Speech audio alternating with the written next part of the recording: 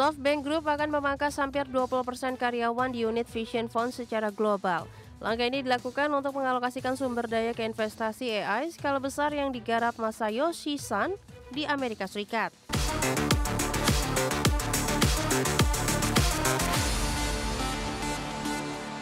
Pemirsa, SoftBank Group kembali menggemparkan dunia bisnis teknologi dengan langkah besar.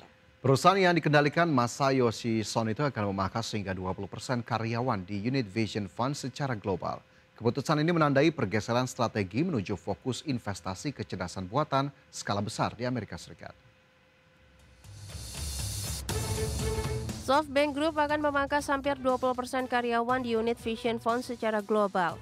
Langkah ini dilakukan untuk mengalokasikan sumber daya ke investasi AI skala besar yang digarap Masayoshi Son di Amerika Serikat.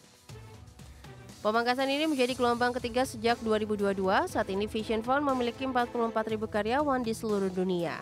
Berbeda dari putaran sebelumnya, langkah kali ini dilakukan saat Vision Fund membukukan kinerja terbaik sejak Juni 2021. Hasil positif tersebut didorong kenaikan saham publik seperti Nvidia dan perusahaan e-commerce Korea Selatan Coupang. Perubahan strategi menandai pergeseran dari investasi startup luas menuju fokus lebih besar pada proyek ambisius AI. Sisa tim akan mendukung inisiatif Sun, termasuk proyek strategis senilai 500 miliar dolar Amerika Serikat. Juru bicara Vision Fund menyebut pemangkasan ini sebagai penyesuaian organisasi untuk mengeksekusi strategi jangka panjang. Dalam 12 bulan terakhir, SoftBank telah menguncurkan 9,7 miliar dolar Amerika ke OpenAI dan memperkuat strategi dengan ARM serta akuisisi baru. Meski padat modal dan penuh resiko, Direktur Keuangan Yoshimitsu Goto menyatakan kas perusahaan masih sangat aman sebesar 27 miliar dolar Amerika Serikat per akhir Agustus. Berbagai sumber, AIDEX Channel. Pemirsa, industri semikonduktor dunia kembali dihebohkan dengan langkah besar Nvidia. Raksasa chip grafis ini baru saja mengumumkan investasi 5 miliar dolar Amerika di perusahaan Intel yang selama ini dikenal sebagai produsen chip tertua asal Amerika Serikat. Nvidia mengumumkan investasi sebesar 5 miliar dolar Amerika Serikat di Intel. Langkah ini memberikan dukungan besar bagi produsen chip asal Amerika yang sedang berjuang bangkit. Investasi tersebut langsung mendorong saham Intel naik hingga 23%. Dengan kepemilikan baru sebesar 4% saham Intel, Nvidia menjadi salah satu pemegang saham terbesar perusahaan tersebut. Langkah ini menyusul kebijakan pemerintah Amerika Serikat yang baru-baru ini mengambil 10% saham Intel untuk menjaga stabilitas industri chip. CEO Nvidia, Jensen Huang, menegaskan kerjasama dengan Intel tidak melibatkan campur tangan Gedung Putih. Namun Huan meyakini pemerintahan Donald Trump akan mendukung kemitraan strategis ini. Kerjasama mencapai pengembangan chip untuk PC dan pusat data tanpa melibatkan bisnis foundry Intel. Intel akan merancang prosesor pusat khusus untuk pusat data yang dipadukan dengan GPU Nvidia. Teknologi komunikasi milik Nvidia memungkinkan kedua chip berinteraksi dengan kecepatan tinggi, sehingga memberi nilai tambah dalam pasar AI yang menuntut pemrosesan data masif. Sejumlah analis menilai investasi Nvidia bisa menjadi titik balik bagi Intel dan mengubah peta industri chip global.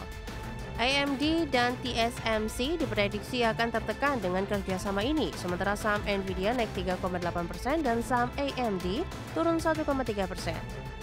Berbagai sumber, AIDEX Channel. Pemirsa, FedEx melaporkan hasil keuangan yang melampaui perkiraan pasar dan membuat sahamnya melonjak tajam. Kinerja ini didorong efisiensi biaya serta pertumbuhan pengiriman domestik yang berhasil menutup dampak kebijakan tarif global. Hasil kuartalan yang kuat ini sekaligus menjadi sinyal positif bagi proyeksi bisnis FedEx ke depan.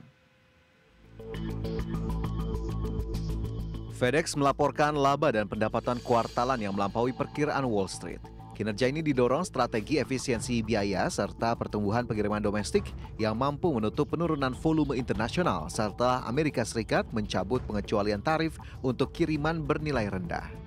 Saham FedEx melonjak 5,5% dalam perdagangan setelah jam bursa pada 18 September 2025.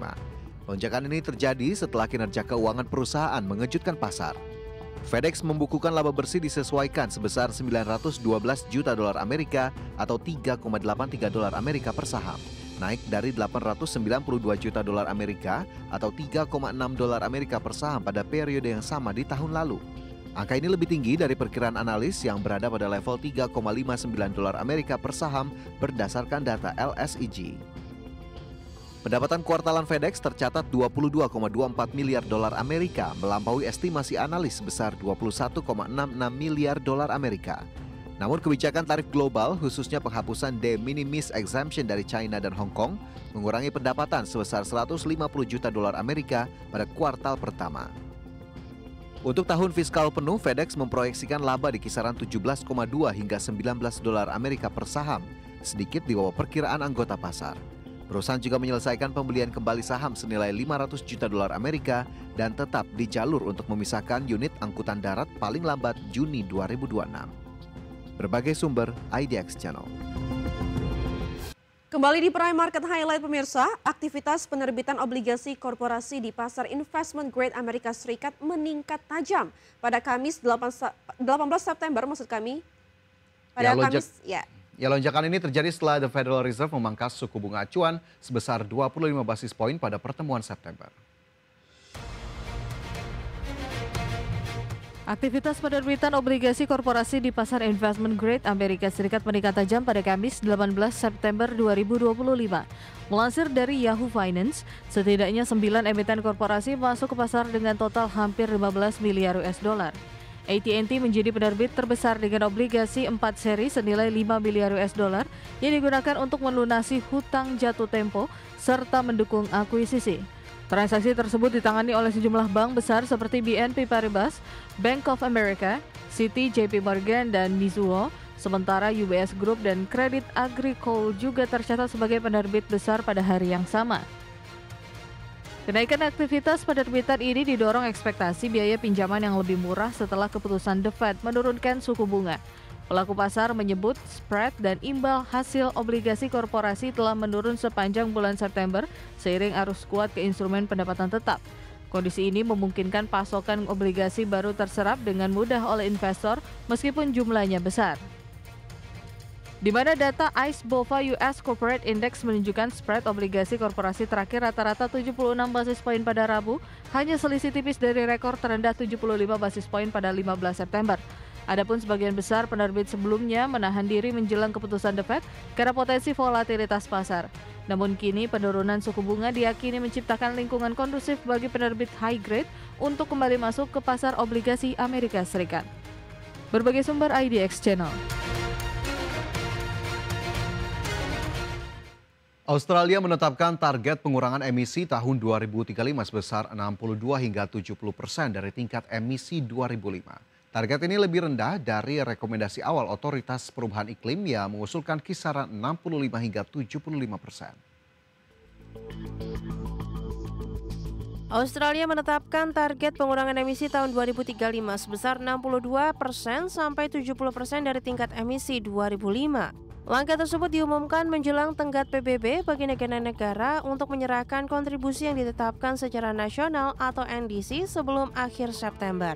Upaya itu akan menjadi bahan penilaian dalam KTT COP30 di Brazil pada November mendatang. Sebagai salah satu negara dengan tingkat polusi per kapita tertinggi, Australia mendapat sorotan karena ketergantungannya pada industri sumber daya alam. Menteri Perubahan Iklim dan Energi Chris Bowen menyebut target baru itu sudah mencerminkan ambisi maksimal yang realistis. Menurutnya, angka di atas 70% itu sulit dicapai sehingga pemerintah harus mengambil keputusan yang seimbang antara ambisi dan keterjangkauan. Sementara itu, Perdana Menteri Anthony Albanese menegaskan bahwa meski bukan pencemar terbesar, Australia memiliki tanggung jawab moral untuk bertindak. Untuk mendukung pencapaian target, pemerintah mengalokasikan dana 5 miliar dolar Australia guna membantu industri melakukan dekarbonisasi dan tambahan 2 miliar dolar Australia bagi perusahaan pembiayaan energi bersih. Dana ini ditujukan untuk mempercepat transisi energi sekaligus menekan biaya listrik bagi masyarakat. Adapun sebagai pembandingan, Inggris telah menetapkan target lebih ambisius dengan pengurangan hingga 78% dari tingkat emisi 2005 yang diajukan ke PBB. Berbagi sumber, IDX Channel.